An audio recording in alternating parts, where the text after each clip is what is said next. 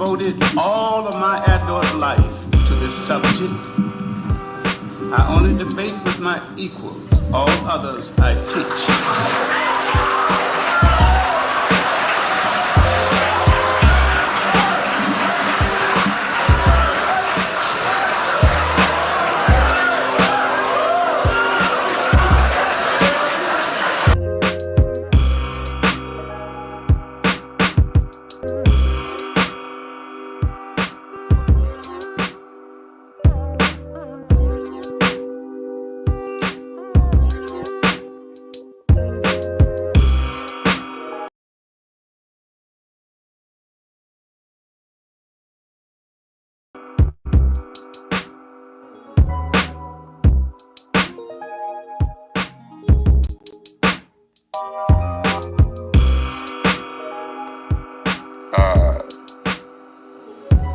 We think that they are foolish to allow themselves to be beaten and brutalized and do nothing whatsoever to protect themselves. They are foolish. They should have the right to defend themselves against any attack made against them by anyone. If a dog is biting a black man, the black man should kill the dog. Whether the dog is a police dog, a hound dog, or any kind of dog. If a dog is sick on a black man, when that black man is doing nothing but trying to take advantage of what the government says is supposed to be his, then that black man should kill that dog or any two-legged dog who sicks the dog on. Should other black men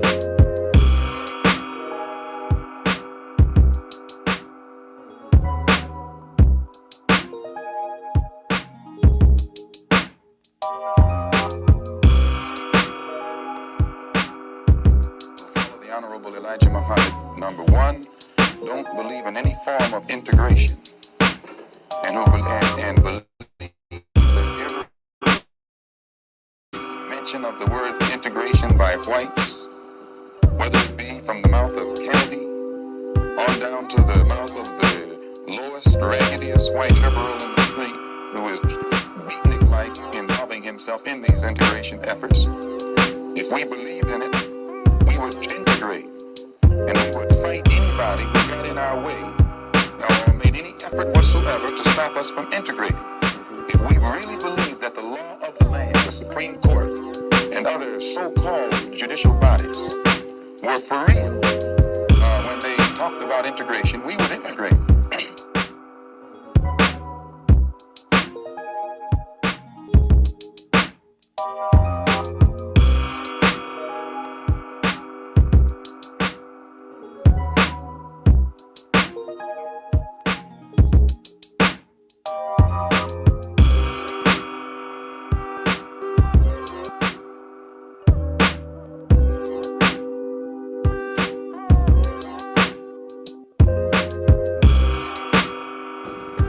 We were sitting around the dinner table, some students and people, and the question came to you both. Well, wait, this now, you guys may not believe in God or something. I'm married to an ex-nun, an ex-Roman Catholic nun. I drive her to 35 years we've been married a few days ago, and I drive her to church on occasion. I'll go in and listen. I'll go to the mosque. I'll go to the Buddhist temple. I go to anybody's religion because religion is a belief. Nobody has it. Now, you ask if I believe in God, you must first explain, because I met the guy that robbed my house, believed in God. He had a big cross on his chest when they caught him and down at the precinct. He believed that didn't stop him from robbing my house. Believing in God won't make you good or bad. The Ku Klux Klan believe in God. The one thing that they say that they have established a religion to protect the name of Jesus. So this is the whole philosophy. Most of the people in the Bible Belt will cut your throat for being black. Did the Bible stop them from being racist? No. That doesn't mean a thing because you believe. You believe that your behavior are two different things. And people ask, you believe in God, you don't believe in God. So what that means? It doesn't mean I won't cut your throat. Okay, but you said earlier that if we start paying black preachers tomorrow morning, the church will close. How many of them come in to do volunteering work? It's a business. It's a salary people get out of it, whether it's Christianity, Judaism, Islam, Buddhism, or what. Christianity and religion as we know it is a business? Biggest business is bigger than IT&T. You get all kinds of breaks, tax breaks, and all kinds of privileges when you're the minister. His salary's paid. You think the president is getting some big salary? He get the big salary of all. Do you think? No, let's face it. How many ministers you know doing it for free? Okay, let's just right. 10% tax and see how if you don't get buried. He may come to the undertaker parlor and say, "You will not come into the cemetery."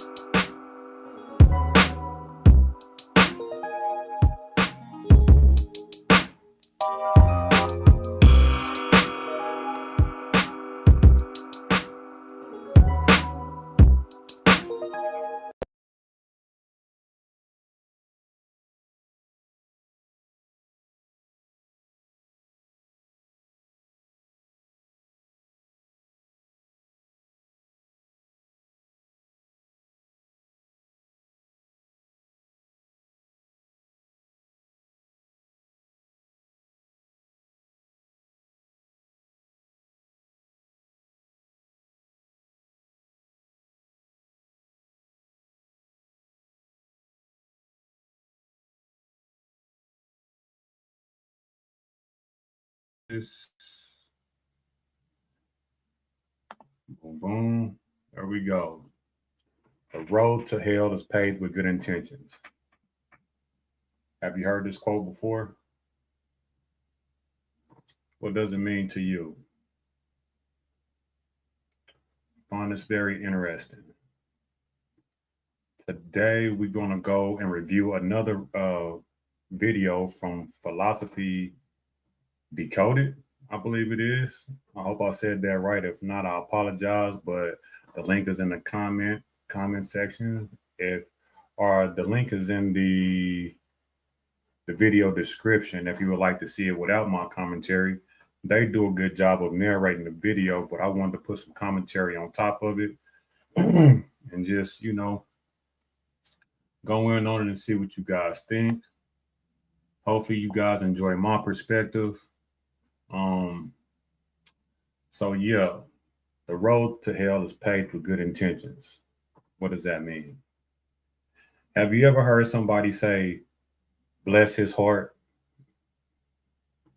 Well, that's basically the same thing, people doing stuff that, they really don't have no have no cognitive idea of what they're doing, people that are kind of, on the slow side and don't know they're on the slow side, so we're going to deal with these type of people today. And I don't mean that in a negative way, even though it sounds negative, but it absolutely isn't. And the video is going to talk about stupid people, right? But it's not in a negative sense. It's like calling somebody ignorant and don't mean it as derogatory. It's just a fact, people that are ignorant to the facts. So don't get caught up in the verbiage of the video. Also, calling people stupid, don't let it turn you off. It's not from an arrogant position. It's just from a position of straight facts. And, we don't talk about this aspect of the world in general. So I just wanted to share some light, because we often talk about, the hidden hand that's moving pieces on the board, but we don't talk about the people that's complicit and don't know that they are complicit, right? I think these are one of our greatest obstacles that we'll have to overcome, So that's why here on the principles, we try to elevate the general IQ, that way people can be competent to make great decisions, the right decisions, and that might sound like an arrogant thing to say, but at the same time, that's just my belief, I don't think there's nothing wrong with getting up the general IQ of the public. That's what we do here on the principles. That's what I'm attempting to do. And if we do that, I believe that we can start making competent decisions, whether it be in politics, in your everyday life, what have you. So let's get into this video. run this thing and see if you guys like it. I really enjoyed it. I hope you guys do too.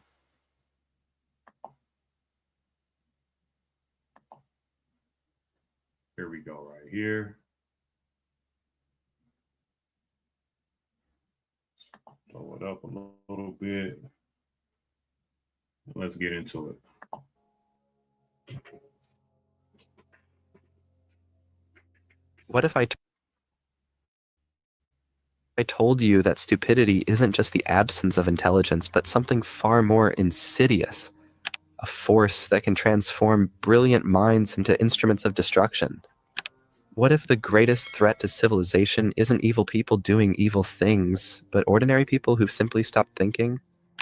Picture this. A renowned scientist with multiple degrees suddenly starts believing and spreading dangerous misinformation. A compassionate teacher begins endorsing harmful ideologies. A loving parent starts making decisions that endanger their own children. These aren't evil people. They're intelligent, well-meaning individuals who've fallen victim to what Dietrich Bonhoeffer called the power of stupidity. And here's what makes this truly terrifying. It's not happening to other people. It's happening to people just like you and me. This isn't just philosophical speculation. In 1961, Stanley Milgram conducted his infamous obedience experiments at Yale University. Ordinary volunteers were instructed by an authority figure to administer what they believed were increasingly painful electric shocks to another person. Despite hearing screams of agony, 65% of participants delivered shocks they thought could be lethal. These weren't sadists or mentally ill. They were normal people who had temporarily surrendered their capacity for independent moral judgment. This is exactly what Bonhoeffer witnessed firsthand in Nazi Germany, and it led him to develop one of the most unsettling theories about human nature ever conceived. But before we dive deeper, I have to ask, have you ever found yourself believing something simply because everyone around you believed it too? Keep that question in mind as we explore what might be one of the most important psychological insights of the modern era. Dietrich Bonhoeffer wasn't your typical philosopher sitting in an ivory tower, pondering abstract ideas. He was a German Lutheran pastor who watched his entire society transform before his eyes. Born in 1906 into an intellectual family, his father was a prominent psychiatrist and neurologist. Bonhoeffer had every reason to believe in the power of education and rational discourse. But as the Nazi Party rose to power, Bonhoeffer witnessed something that shattered his faith in human rationality. He watched as his fellow Germans, educated, cultured, religious people, began supporting policies and leaders that contradicted everything they claimed to believe. These weren't ignorant masses being manipulated by clever propaganda. These were professors, doctors, clergy members, and intellectuals who were actively participating in their own intellectual surrender. From his prison cell in 1943, waiting to be executed for his role in a plot to assassinate Hitler, Bonhoeffer wrote what would become his most haunting observation. Against stupidity, we are defenseless. Neither protests nor the use of force accomplish anything here. Reasons fall on deaf ears. What made this observation so chilling wasn't just its context, but its precision.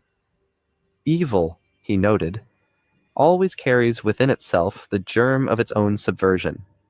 It creates unease, resistance, eventual breakdown. But stupidity? It believes it's doing good, making it absolutely immune to correction. Perhaps Bonhoeffer's most prescient insight was about how stupidity serves existing power structures. Malicious people know they're doing wrong, which creates internal conflict and eventual breakdown. But people caught in functional stupidity believe they're doing good, making... What do you think about that?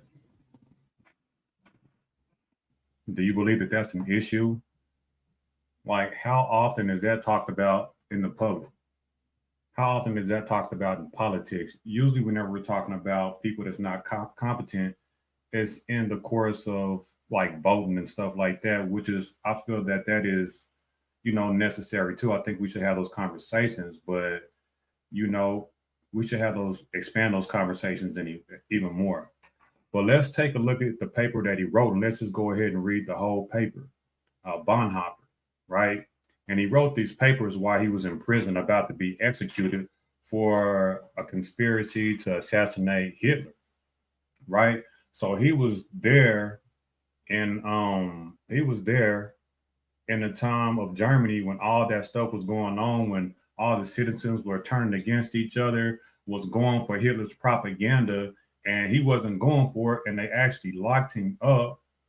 And this is one of the papers that he wrote. So I want you guys to check it out with me. Let's see. So I guess in order to share that, I might have to unshare it. Let's see. Yeah. And let's share. Yeah, right here. So let's read this, right? So this is the letter that I was talking about that he wrote in prison.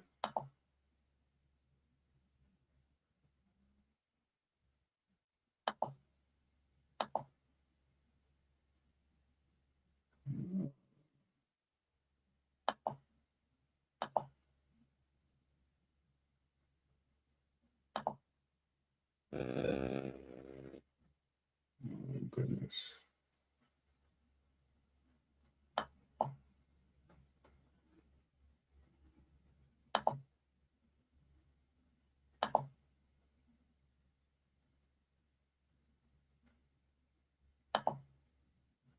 So I don't know if I do this. Well, can you guys see that? You gotta excuse me because this is my first time trying to do this, and yes, you guys can. So this is one of the letters from Bonhoeffer. On his perspective, they call it the theory of stupidity. Don't take it the wrong way. It's just, what they call it. So let's get into it. It says this letter is taken, this is just an introduction, a little, taken from a circular letter addressing many topics written to three friends and co-workers in the conspiracy against Hitler on the 10th anniversary of Hitler's accession to the chancellorship of Germany. Quote, stupidity is more dangerous enemy of the good than malice. One may protest against evil, it can be exposed, and if need be, prevented by use of force. Evil always carries within itself the germ of its own subversion, in that it leaves behind in human beings at least a sense of unease. Against stupidity, we are defenseless. Neither protest nor use of force accomplish anything here. Reason falls on deaf ears. Facts that contradicts one's prejudgment simply needs to be believed. Facts that contradict one's prejudgment simply needs not be believed. In such moments, the stupid person becomes critical. And when facts are irrefutable, they are just pushed aside as inconsequential, as incidental. In all this, the stupid person, in contrast to the malice one, is utterly self-satisfied, and being easily irritated becomes dangerous by going on attack. For that reason, greater caution is called for them with a malice one. Never again will we try to persuade the stupid person with reasons, for it's senseless and dangerous. Do you guys agree with that? You can't. Can you talk reason to someone that's just ignorant? I mean, if they're ignorant to the facts, how can you talk reason to them? They're not going to hear it. Like you said, it may fall on deaf ears. Quote, if we want to know how to get the better of stupidity, we must seek to understand its nature. This is certain, that it is in essence not an intellectual defect, but a human one. There are human beings who are of remarkable agile intellect yet stupid, and others who are intellectually quite dull yet anything but stupid. We discovered this to our surprise in particular situations. The impression one gains is not so much that stupidity is a congenital defect, but that under certain circumstances, people are made stupid or that they allow this to happen to them. We know further that people who have isolated themselves from others or who live in solitude manifest this defect less frequently than individuals or groups of people inclined or condemned to sociability, right? So it says people in solitude don't tend to be, so ignorant, at least according to this guy. And so it would seem that stupidity is perhaps less a psychological than a sociological problem. It is a particular form of the impact of historical circumstances on human beings, a psychological concomitant of certain external conditions.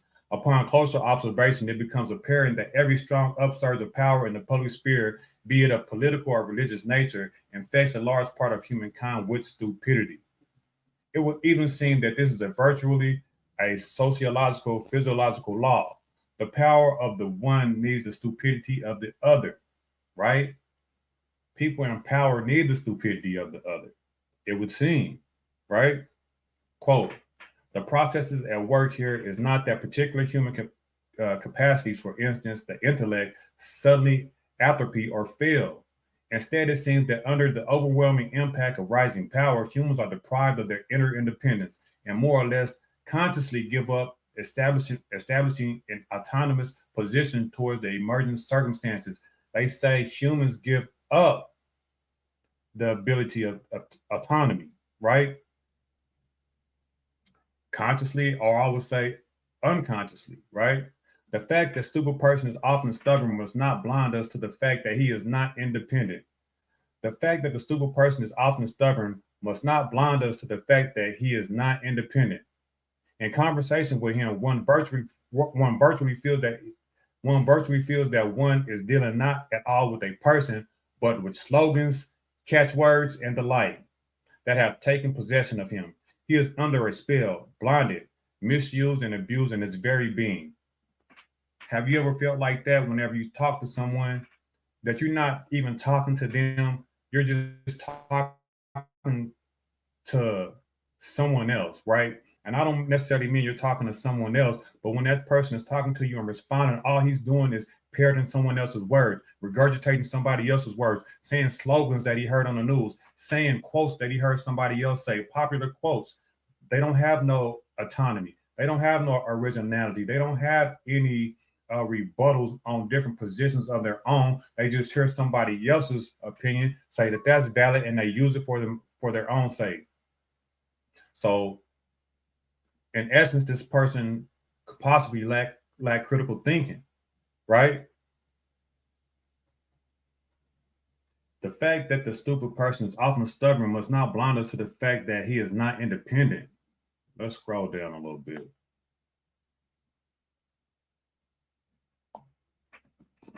In conversations with him, one virtually feels that one is not dealing with a person at all, but with slogans, catchwords, and the like that have taken possession of him. He is under a spell, blinded, misused, and abused in his being. Having thus become a mindless tool, the stupid person will also be capable of any evil, and at the same time incapable of seeing that it is evil. Right? The road to hell is paved with good intentions.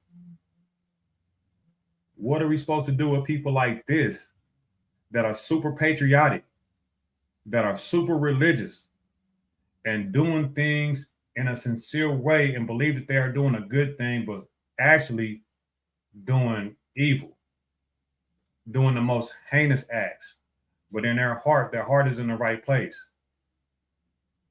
What do you do with this type of person? What does it mean for this type of person themselves? If you are a religious person, does this person go to heaven or hell? I know they say in the Bible, a fool is not responsible.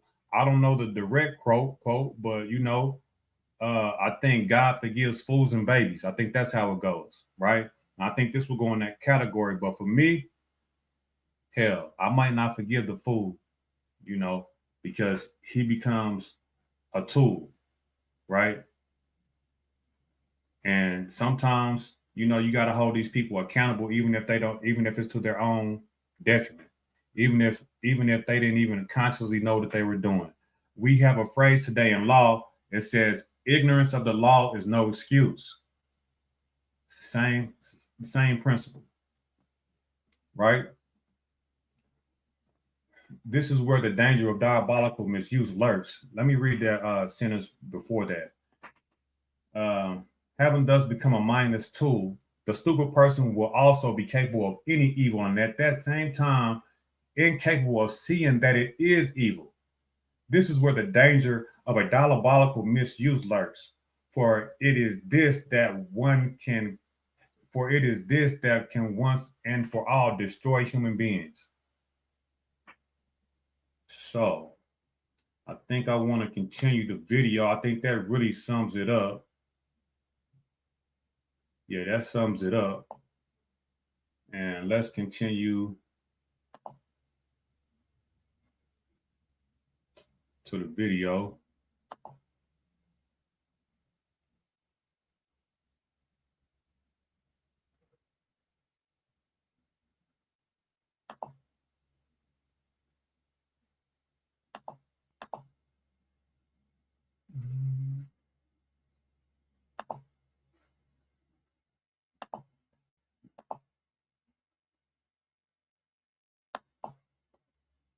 I can get us back there. All right.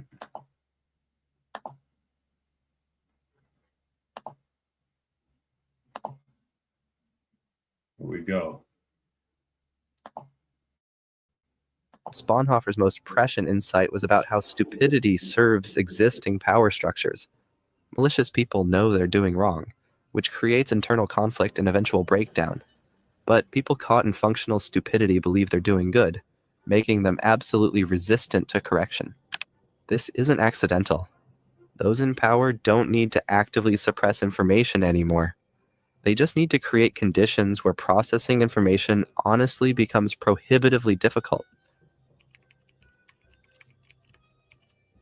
When Bonhoeffer used the word stupidity, he wasn't talking about low IQ or lack of education. He was describing something far more complex, what we might call functional stupidity or willful ignorance. In his letters from prison, he explained, "The fact that the stupid person is often stubborn must not blind us to the fact that he is not independent. In conversation with him, one virtually feels that one is dealing not at all with him as a person, but with slogans, catchwords, and the like that have taken possession of him." Here's what made Bonhoeffer's theory so revolutionary. He argued that stupidity often emerges not from individual failings, but from systemic pressures that make thinking independently both difficult.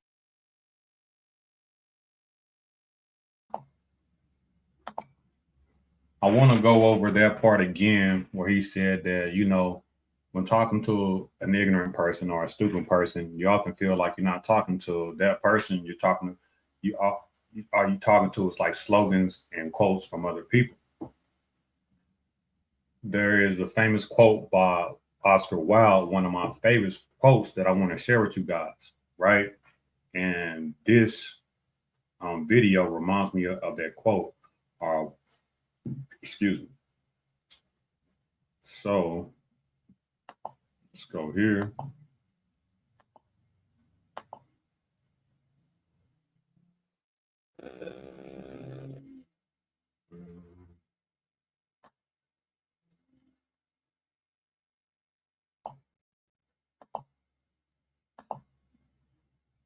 All right. Have you guys ever heard of this quote? Right?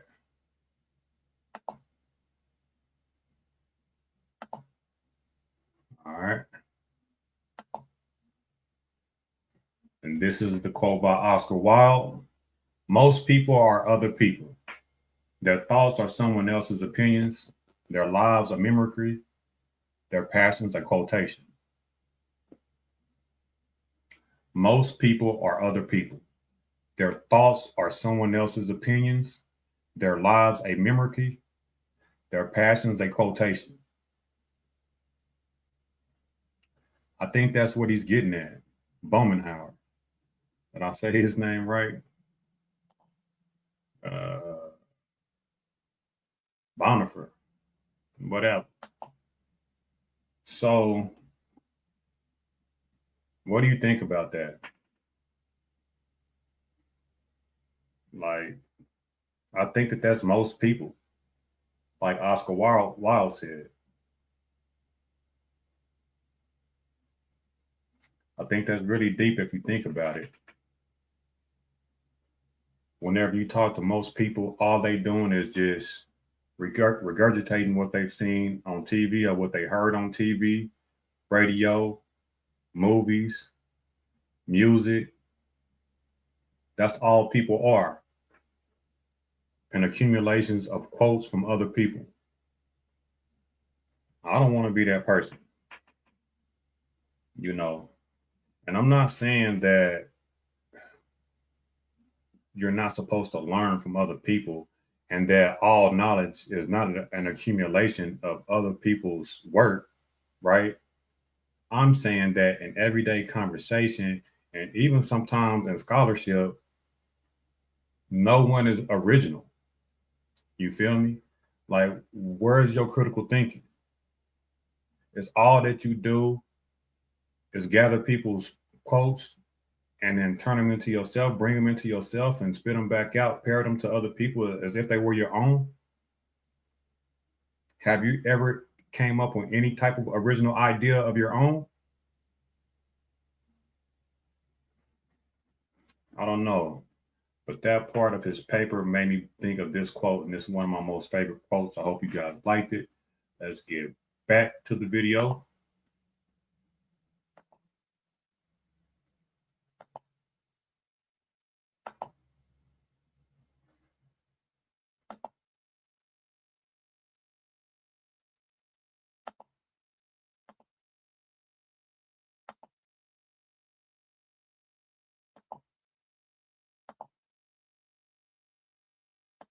And costly. The truth is, our economic systems actively incentivize intellectual shortcuts. Social media platforms make billions when users react emotionally rather than think critically.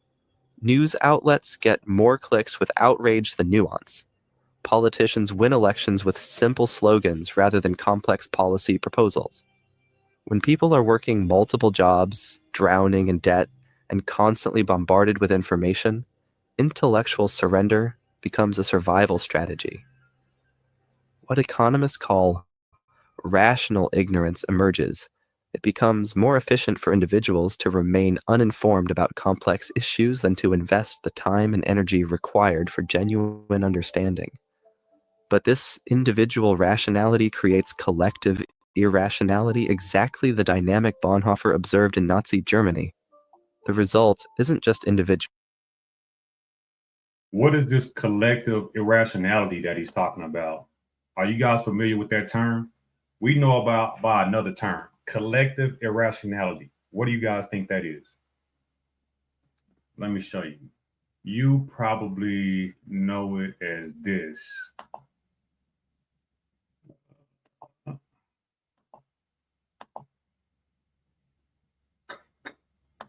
Let's see.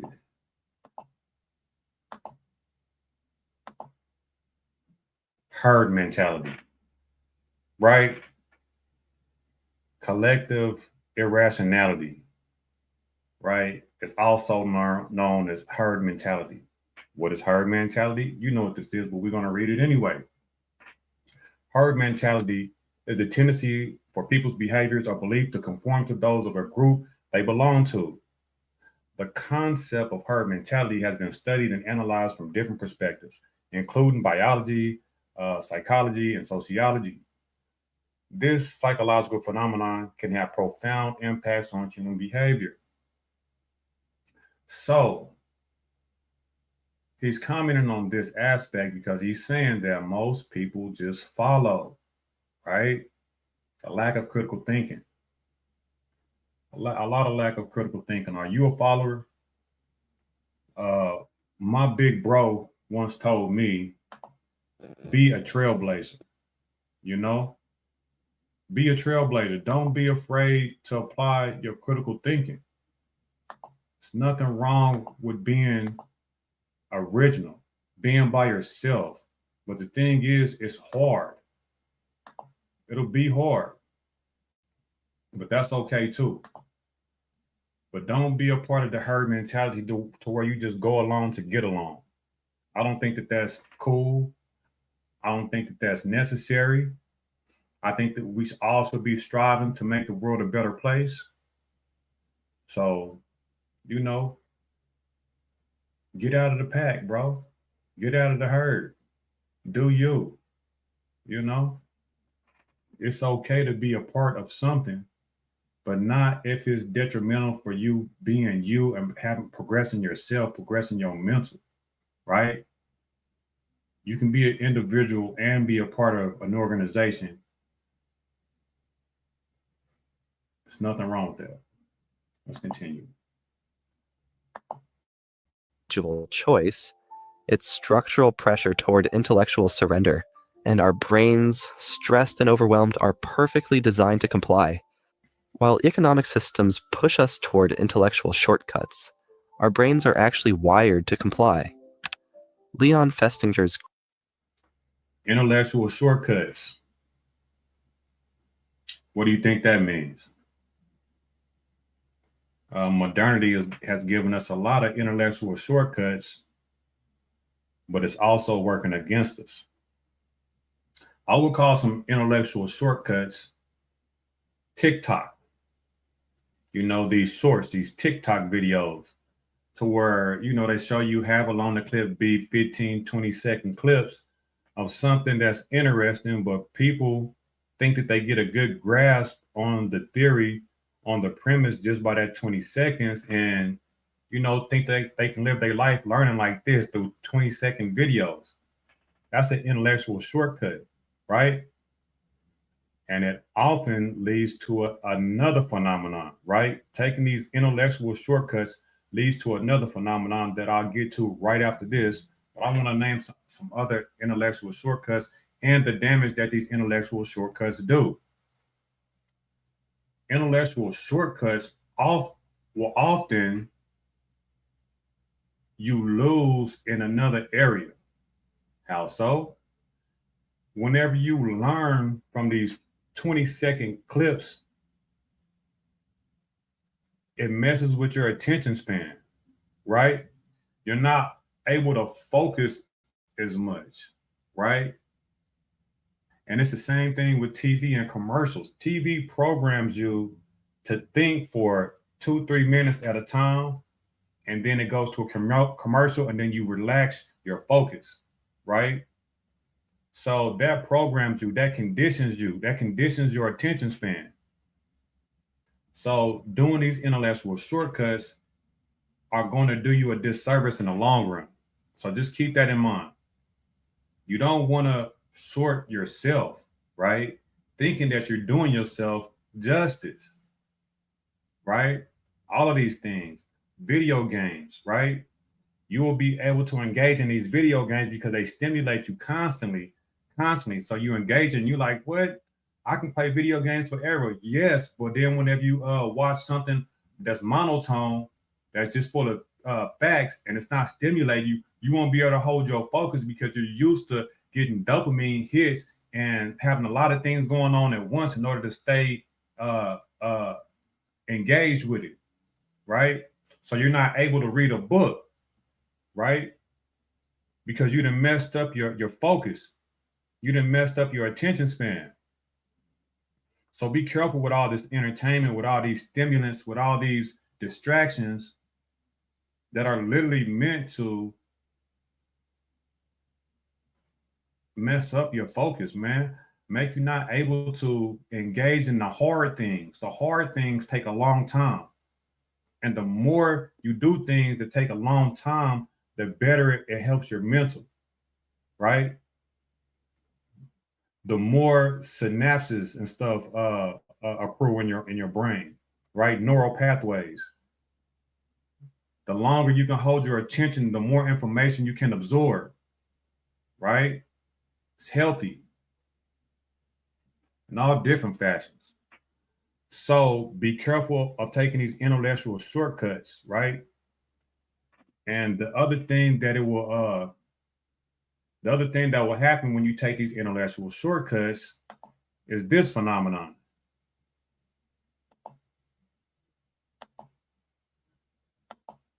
And I know you guys are familiar with this, but I want to share with you anyway. Have you ever heard of this? The Dunning-Kruger effect. The Dunning-Kruger effect, right? Taking intellectual shortcuts will bring forward this, the Dunning-Kruger effect, right? The Dunning-Kruger effect is a cognitive bias in which people with limited competence in a particular domain overestimate their abilities, right? So have you ever seen somebody that, think they know all about a subject, but never have read on it? You'll ask them, what book have you read, right? And and they say they haven't read the book, and they just shooting from the hip, and it's funny. And you can't argue with them. They think that they know it because they watched a 20-second TikTok video. That's an intellectual shortcut. So you think you have a grasp on the subject, but you don't. The Dunning-Kruger effect is when you have a little bit of knowledge, but act like you got a lot, right? And it also works in the reverse, right? The Dunning-Kruger effect, it works with people that are really competent that underestimate their abilities also, right? But you see it more so with people who take these intellectual shortcuts, right? Get a little bit of knowledge and just spout off. Have you ever talked to a person that knows all about Christianity but ain't never read the Bible? Intellectual shortcut. They go to Sunday service every day and let somebody read to them.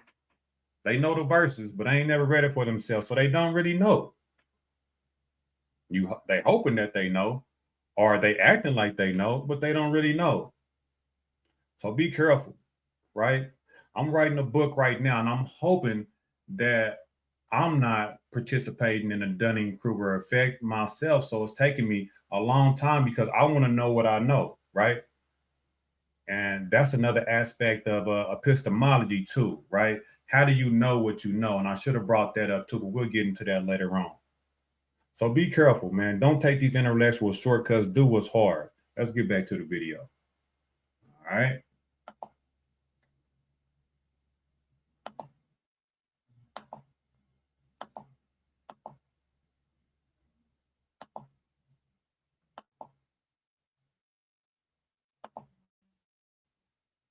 Groundbreaking research on cognitive dissonance in the 1950s showed exactly how this works psychologically.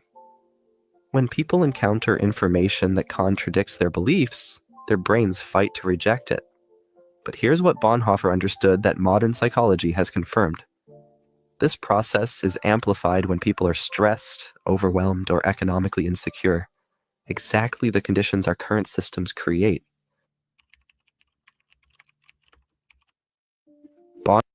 So he talked about cognitive dissonance, right? And he said cognitive dissonance is when, let's run it back, because he didn't talk about the other aspect of cognitive dissonance. Overwhelmed or economically insecure. Exactly the conditions our current systems create.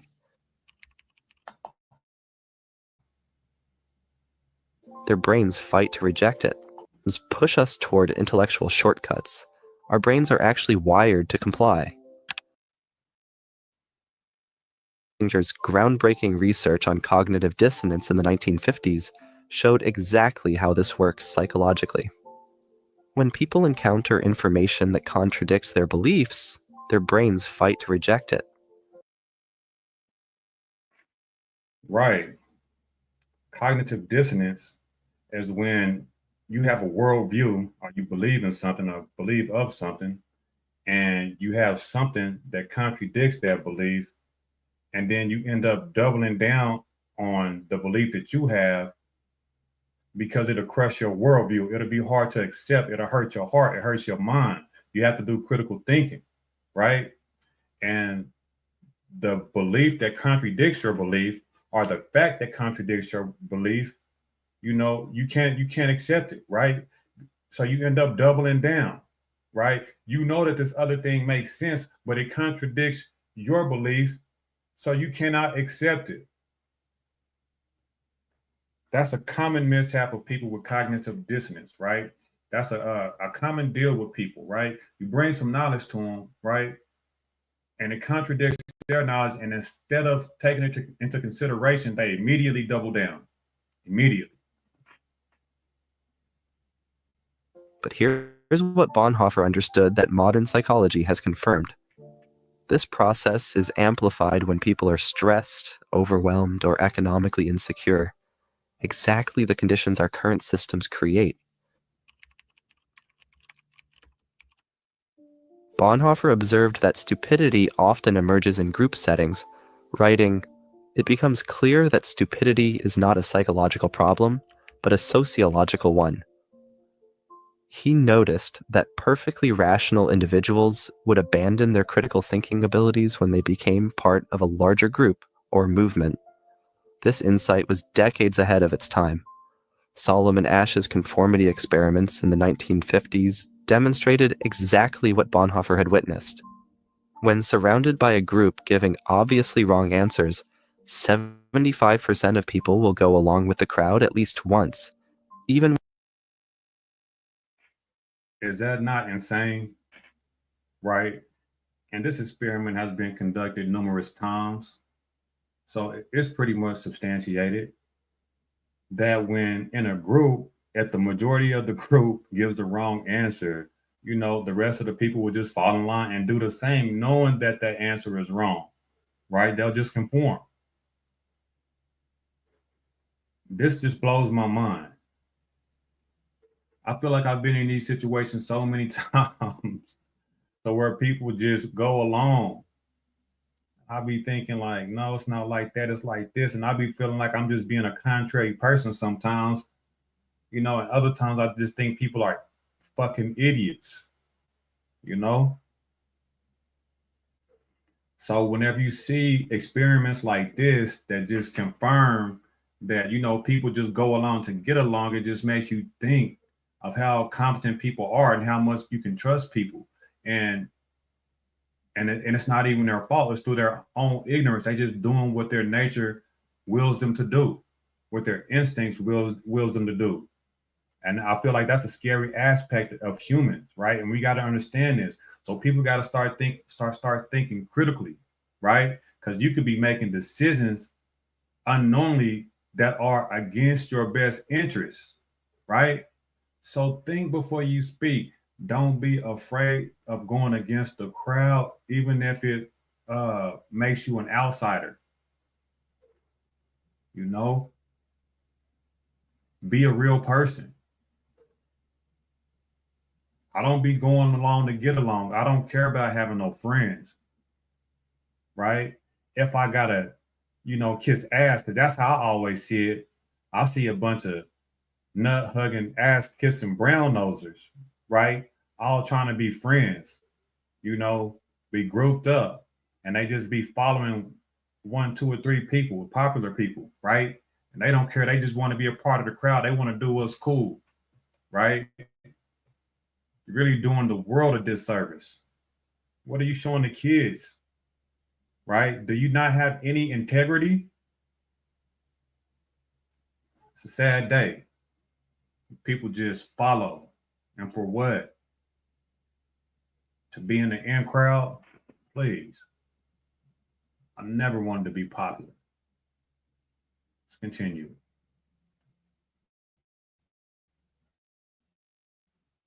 When they know the group is wrong. Now, imagine how this plays out in our digital age. Social media algorithms create echo chambers that make this transformation easier than ever. A 2018 study by MIT researchers found that false information spreads 6 times faster than true information on social platforms. But here's the crucial insight. It's because false information often feels more emotionally satisfying than complex truths. When someone shares misinformation that confirms their worldview, they're participating in a system that rewards intellectual shortcuts over careful analysis. The algorithm feeds them more of the same, creating echo chambers that act like intellectual quicksand. Have you ever noticed? Is that not the news? Right? They all just repeat the same thing, right? They always oversimplifying issues, right? And things are a lot more nuanced than people realize, right? But instead of doing the work and trying to figure out what's what, you just go with these little 30-second clips and think that you know about something, right? And no one can ever know everything about everything. But the thing is, you need to guard your mind and your heart because you don't need to know about everything. All this stuff they show on the news don't even really be about nothing, right?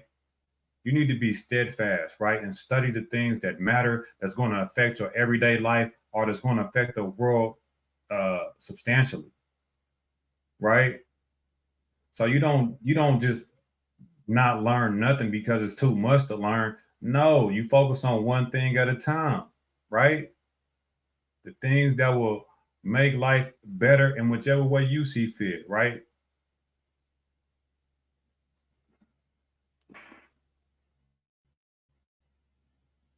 Noticed how your social media feed seems to show you exactly what you want to see? That's not an accident. It's the architecture of chosen ignorance in action. We see this pattern play out repeatedly throughout history. The Salem witch trials weren't conducted by evil people, but by God-fearing community members who genuinely believed they were protecting their neighbors. The Red Scare of the 1950s wasn't driven by malicious actors, but by patriotic Americans who sincerely thought they were defending democracy. In each case, intelligent, educated people abandoned critical thinking and favored. You hear that? What about the Holocaust, right? In hindsight, we look in the past and we study the past. We look at the people at the Holocaust. We was like, God damn, the neighbors were like telling on the Jews in order to get them locked up for what reason? And these were good people, but they thought that they were doing something good, right? What about the soldiers? They were so hyped up in the propaganda, hyped up in the patriotism that Hitler and the media was feeding them. They thought they was doing the right thing, right? And then some of them just had the herd mentality and was just going along to get along. Others, didn't want to get slayed themselves, right? Isn't that so sad? And the same thing happened in with slavery, right? Not everybody was bad, but everybody was doing it. So hell, it was profitable. Why not? They enforce it with theology, and they believe that God think that it was right. So we finna do that. Whenever they slaughtered the natives, right? These weren't necessarily bad people. They think that these people are less than human, right? They have to rationalize it in some type of way, but these people are not crazy. They just, uh uh ignorant, right? The road to hell is paved with good intentions. What do you do with these type of people that are willfully ignorant, right? There's a term that the CIA uses. It's called useful idiot, a UI, right?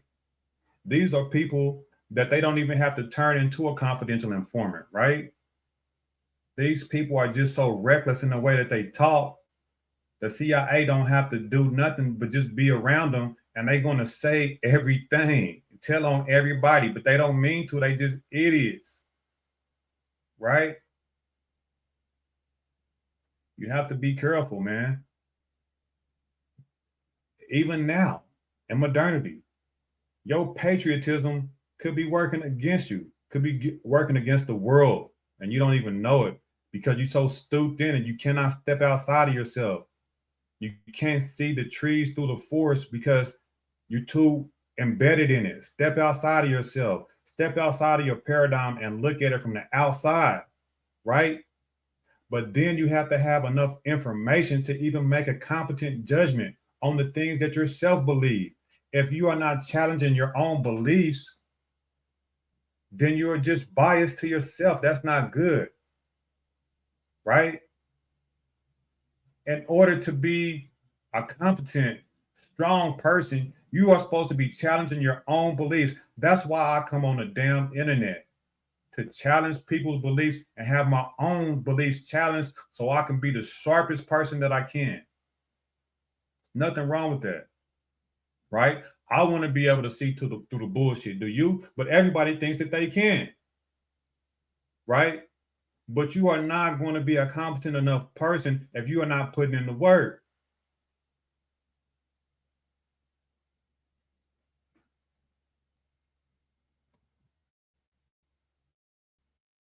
Favor of group consensus and emotional certainty. If our brains and systems are rigged against us, how do we fight back? Bonhoeffer believed that breaking free from stupidity requires what he called costly grace, the willingness to think independently even when it's painful, unpopular, or dangerous. But now we understand we're not just fighting social pressure. We're fighting millions of years of evolution and billion-dollar algorithms designed to exploit our mental shortcuts. On an individual level, we can cultivate what psychologists call intellectual humility, the recognition that our knowledge is always incomplete and potentially wrong. This means actively seeking out information that contradicts our beliefs, not to torture ourselves, but to test whether our beliefs are worth holding. Here are some concrete practices that can serve as your daily resistance against intellectual surrender. First, practice intellectual friction. Set aside time each week to read thoughtful arguments from people who disagree with you, not to change your mind necessarily, but to test whether your convictions can withstand scrutiny. Second, embrace productive ignorance. When you find yourself absolutely certain about something, ask what evidence would change your mind. If you can't think of any, that's a red flag. Third, slow down your sharing. Before posting anything online, take 60 seconds to verify it from an independent source. That brief pause can break the algorithmic cycle that feeds on our emotional reactions. Finally, practice saying, "I don't know," when you actually don't know something. In a world that rewards confident ignorance over humble,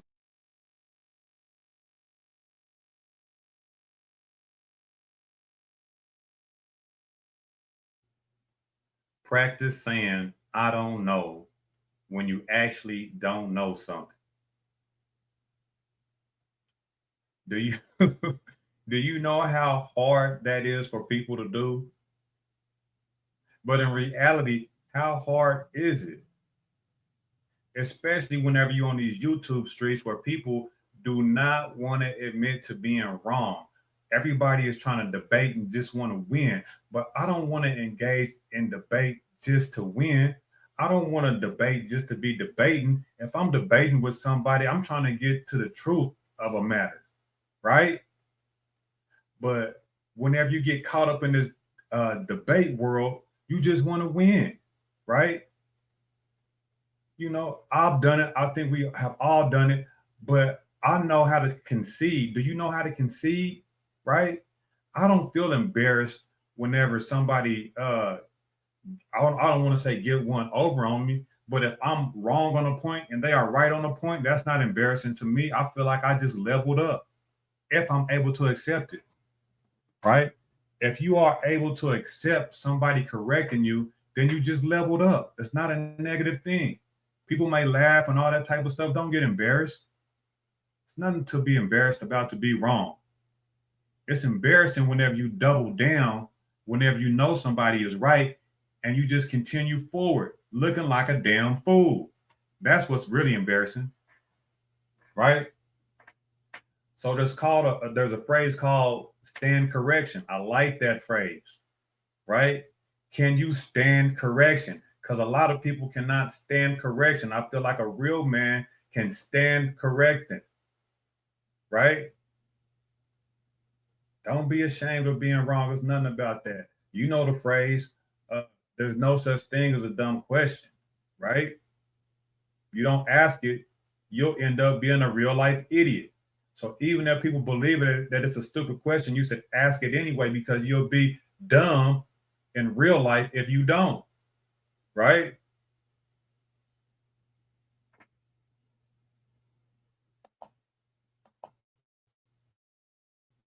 Humble uncertainty. Admitting gaps in your knowledge becomes a radical act. But individual practices aren't enough. We also need structural changes that make intellectual honesty easier and more rewarding. This means requiring social media platforms to disclose their algorithmic biases and how they curate content. It means funding comprehensive public media literacy campaigns that teach people how to evaluate sources and evidence. It means designing online platforms that reward intellectual humility over tribal certainty. Most importantly, we need economic policies that reduce the stress and uncertainty that make people vulnerable to intellectual shortcuts. When people aren't constantly worried about healthcare, housing, and employment, they have more mental bandwidth for careful thinking about complex issues. Bonhoeffer's theory was brilliant for its time. So we need to talk about the ability to be able to think critically, right? Reading comprehension is at an all-time low, right? Since like the 90s. And I'm willing to even bet like the 1800s, really. I think this is purposeful, right? It makes no absolute sense that we in the age of information technology, to where information is at your fingertips at all time, but reading comprehension is at an all-time low. How the hell does that happen? That makes no sense to me. And in my heart, it has to be intentional, right? You know, whenever I was in school, they were passing people just to pass them, even though that they couldn't make the grades. Athletes, popular people were passing them. I've seen people graduate and go to college and had to come back home because they couldn't make the grades because the teachers in high school was just passing them, right? No student left behind. That's bullshit, right? You need to be able to do the work. We don't want nobody that's just workers, right? They don't want people to be able to do the work. They want people to be able to do the work as in be a laborer, right? That's what people really want. That's what the elites want. They don't want, it doesn't benefit them to have people that can think critically, because then what? You'll start looking up instead of looking around you, being so immersed in the bullshit, just working to get by, right? It doesn't benefit the elite to have smart individuals, right? So don't fall for it. Don't use the intellectual shortcuts and learn from TikTok 30-second clips, 20-second clips. You're doing yourself a disservice, right? Do what's hard. It will do you justice in the end.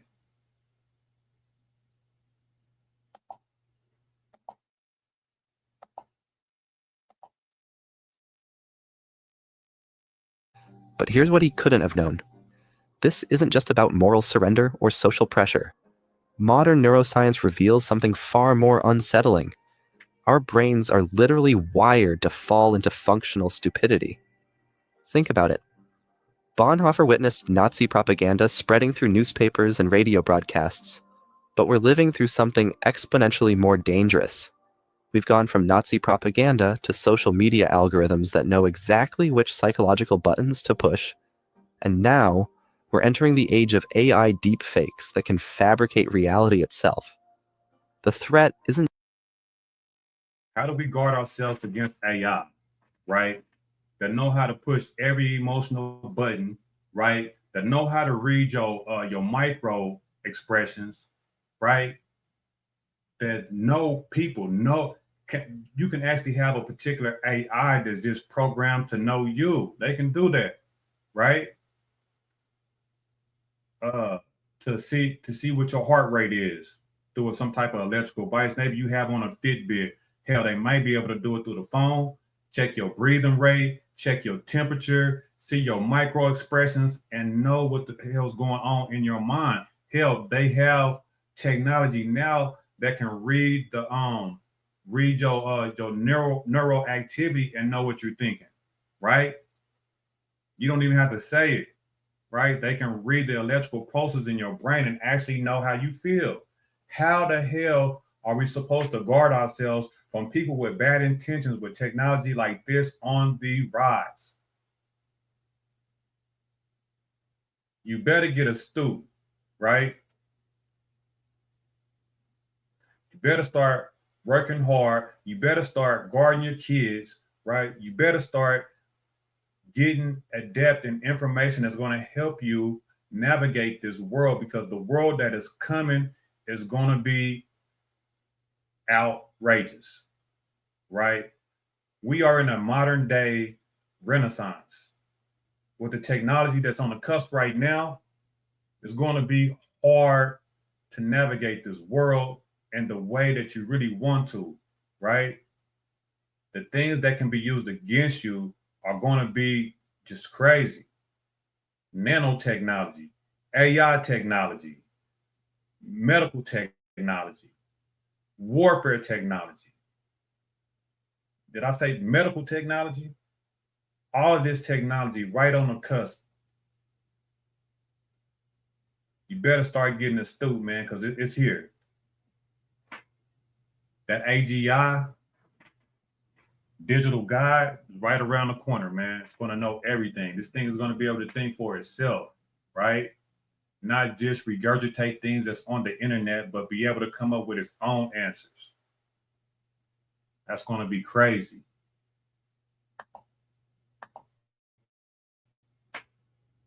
Just escalating.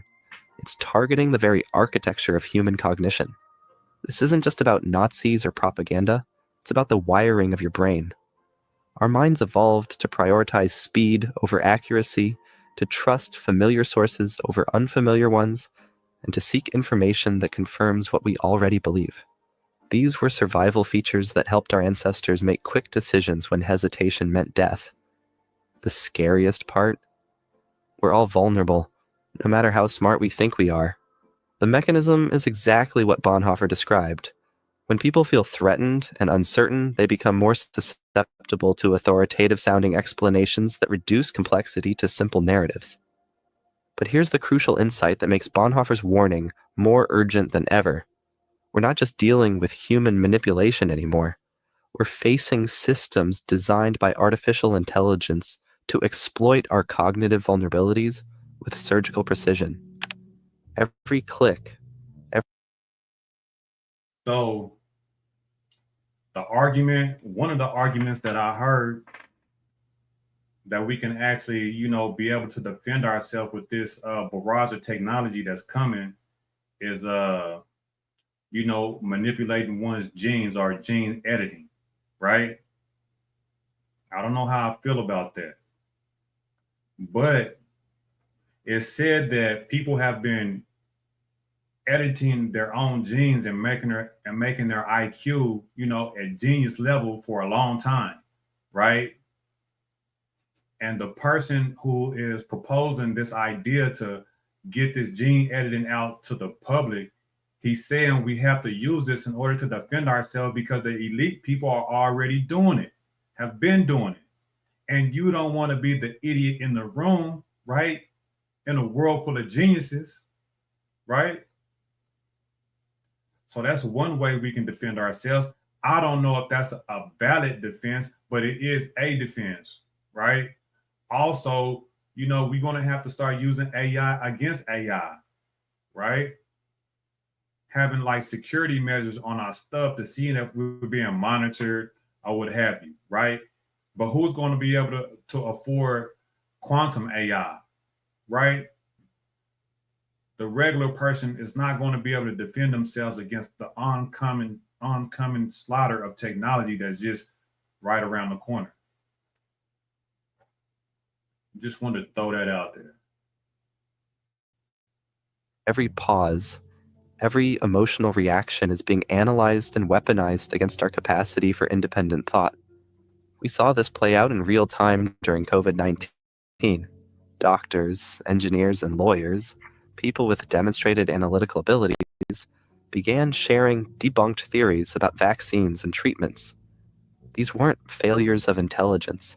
They were failures of intellectual independence under unprecedented pressure. You remember that? That was not too long ago, where you had good-hearted people falling for bad propaganda or misinformation or disinformation and was ready to kill people over it, right? Was ready to follow the government hand over foot to any means, right? You had your everyday neighbors ready to tell on you if you wasn't vaccinated. You know, if they could have gotten you locked up like the Germans was doing with the Jews and stuff like that, I think people would have done it, thinking that they were doing the right thing, right? How do we protect ourselves against such a thing, right?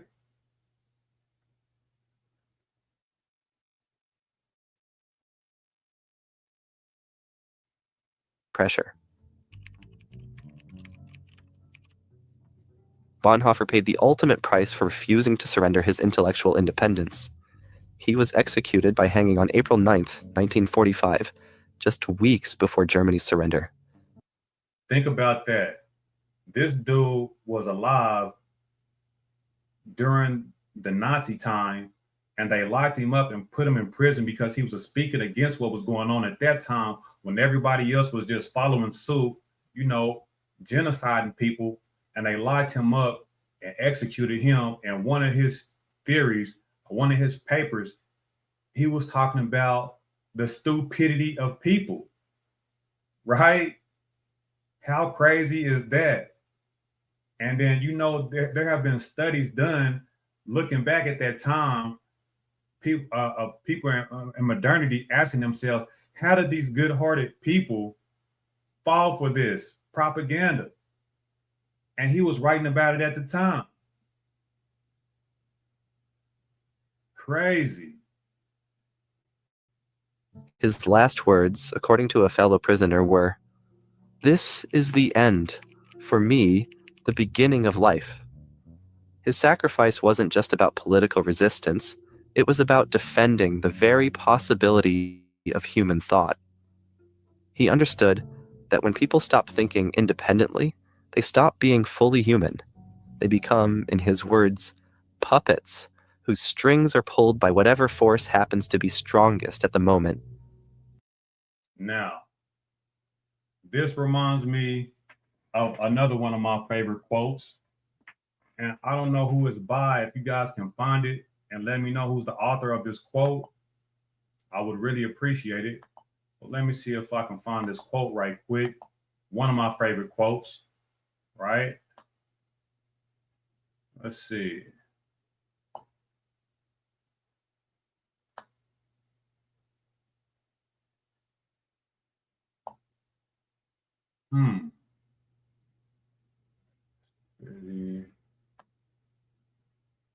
Reading comprehension.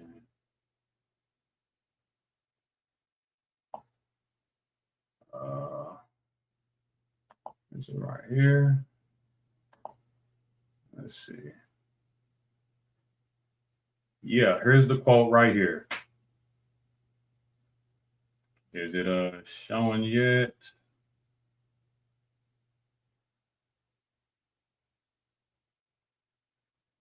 Yeah. So this is one of my favorite quotes, right? A prisoner that requires no walls to keep him in check is a slave. A prisoner that requires no walls to keep him in check is a slave. A slave who requires no whip to bend his will is a puppet. And a puppet is not an agent at all, but a mere extension of the controller, right? So this goes to what the narrator was saying to the video. People that can't think for themselves are not even themselves, right? People who just espouse quotes, say slogans, and don't have no ability to critical think, they are not even their own person, right? You're a puppet, right? So I want you to think about this quote. It is really a brilliant quote. A prisoner that requires no walls to keep him in check is a slave. Think about that. A prisoner that requires no walls to keep him in check is a slave, right? A slave who requires no whip to bend his will is a puppet, right? If you are a slave and you have just accepted it, now you're not even a slave, you're a fucking puppet. And a puppet is not an agent unto themselves, but a mere extension of the controller. A puppet is not an agent of himself. He's an extension of the master, the puppeteer, right? That's D. Whenever you go to a slave and the master say, and the slave say to the master, "We feeling sick, boss? We not feeling good today, boss?" Because his identity, his whole everything, the essence of himself is wrapped up in that person, right? Another person, right? They don't have a self identity. They don't have, should I say, an ego. They don't have a sense of, autonomy, is what I should say, right? So whenever you're not being a trailblazer, whenever you're not able to do critical thinking, you're not being yourself, right? And I'm not saying that, information is not from standing on the shoulders of others, that the knowledge that we have is not an accumulation of people that's before us, but I mean, can you come up with anything original? Can somebody come up with something and ask you how you feel about it and you not say something that you have heard before, right? And give your own opinion on how you feel about something instead of quoting these slogans that you hear on TV, right? Repeating these talking heads, right? Can you? I don't know. I don't hear enough of it. I don't hear enough originality in the world. I hear a bunch of fucking puppets. All right.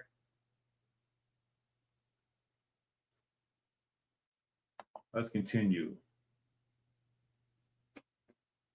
Let's see.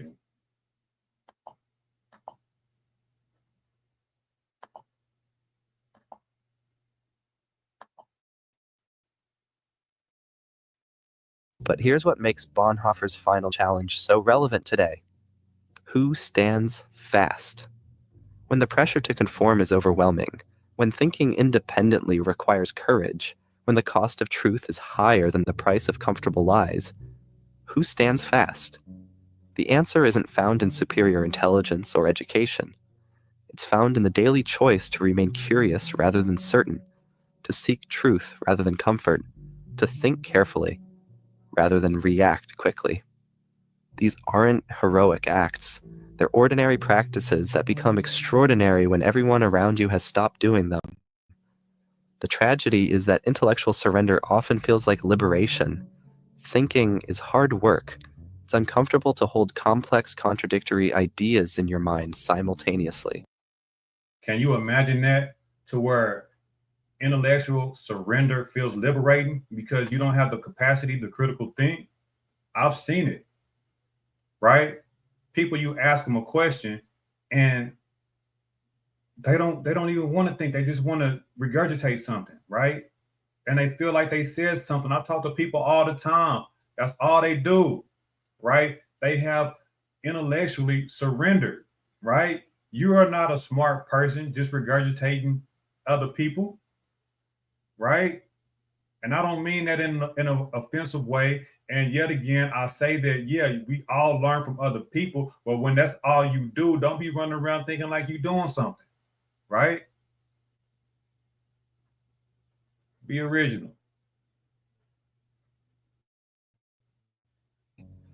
It's painful to admit you might be wrong about something important, but Bonhoeffer argued that this discomfort is the price of remaining human. In a world that profits from our intellectual surrender, choosing to think for ourselves becomes a radical act. This brings us to perhaps the most uncomfortable truth of all. We're all susceptible to functional stupidity. On top of that, I think we have become too docile of a people, right? We have become too comfortable in our luxuries of modernity to even fight for what we believe in, right? Not only fight, but die. Are you willing to die for what you believe in, right? Most religious people will say yes for God, but let's take religion out the equation. I'm talking about a principle, right? Are you willing to die for the principles that you believe in, right? In order to direct the world in the way that you see fit, if the masses don't agree, right? And you know you are right, are you willing to die for that? I think people of antiquity had that type of demeanor, and we don't have that anymore, right? The men of the past are known for that. The great men that we speak of, the great men that are in the history books, the great men that real men believe that are great are the men that died for what they believed in. If you don't have anything worth dying for, I don't know what you're living for, right?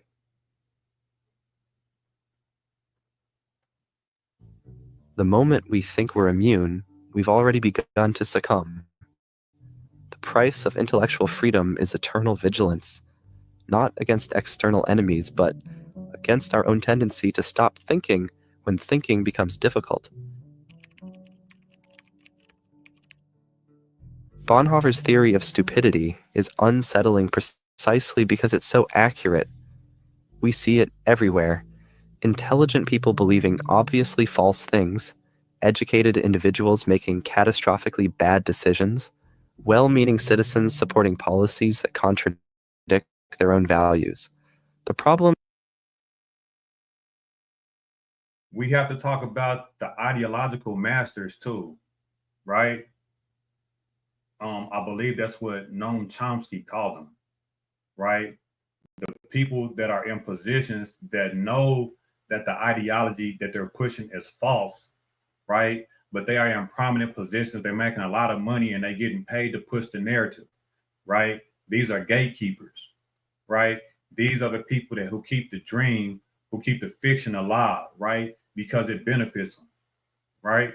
So they want to keep the layman, they want to keep the common folk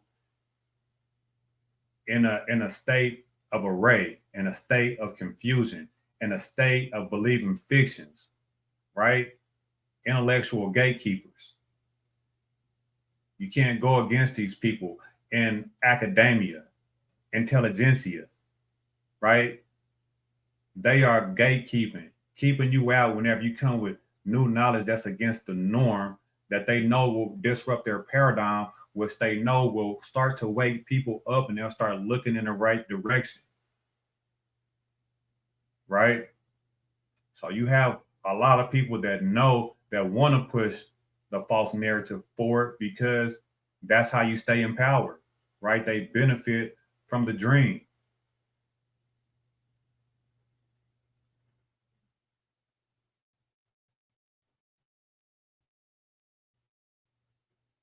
isn't that people are getting less intelligent, it's that our systems increasingly reward intellectual shortcuts over careful thinking.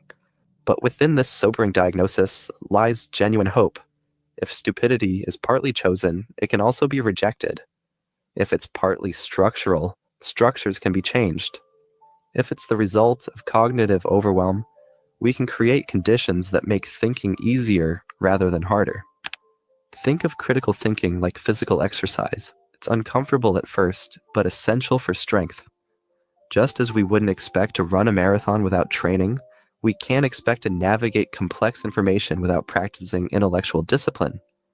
The mental muscles required for independent thought need regular use, or they atrophy. The next time you find yourself absolutely certain about something, the next time you catch yourself dismissing contradictory evidence without consideration. Think about it. The lack of critical thinking, right? Whenever you don't exercise your damn mind, it turns to mush. bunch of mush brain people running around because they will not practice critical thinking, right? A bunch of people with the attention span of a damn fruit fly, right? Because all they do is scroll on their phones, scroll on their tablets, watch 20-second clips, watch TV, 2 minutes, then it's a commercial, you relax your attention, and then it conditions you to be a fucking jackass, and your brain turns to mush. Right? Now you're a person that don't even want to think. You're just spouting off shit that you didn't already heard on TV and in entertainment, thinking that you said something. You're a real life jackass. The next time you feel the comfort of having all the answers, remember Bonhoeffer's warning. Functional stupidity doesn't announce itself with fanfare. It whispers that you already know everything you need to know. And in that moment of recognition, you have a choice. Will you surrender your mind for the comfort of certainty, or will you choose the more difficult path of intellectual independence? The question Bonhoeffer leaves us with isn't whether we're smart enough to avoid stupidity. It's whether we're committed enough to keep thinking when thinking becomes inconvenient, uncomfortable, or costly. In a world that profits from our intellectual surrender, choosing to think carefully and independently becomes one of the most important things we can do.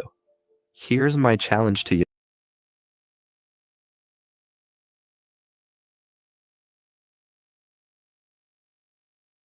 So there's the end of that video. I hope you guys liked it.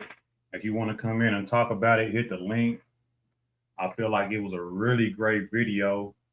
I hope no one found it offensive. I was not trying to be arrogant. This is not my theory, but I definitely agree with it. So if you want to come up and chop it up about it, if you got some views that you hold or some aspects, some different angles that I didn't cover and you want to talk about it, come on up. Also, you know, here's another aspect that they didn't really touch on as far as just like going through academia, right? Getting your PhD and stuff like that. These people are not even aware, you know what I'm saying, that they're doing themselves a disservice, right? Whenever you get trained in one of these fields and you just go along with the narrative and you don't try to challenge it, right? And you're just learning in order to teach other people, and you just regurgitate everything that you've learned, but you never challenge anything that you learn, you're doing yourself a disservice, right? You're not helping, right? You need to challenge the things that you know. How do you know what you know, right? How do you know that what you know is correct, right? Unless you challenge it yourself, right? You can go through academia your whole life, you know, get a PhD, get double PhDs, and still be mistaken about stuff. It happens all the time. You know, science is a continual process. Science is a process, right? So, you know, just be astute. I'm due diligence. This is another episode of the Principles Down in the Books. I hope you enjoyed it. I enjoyed it, and I'll catch you guys later. Peace.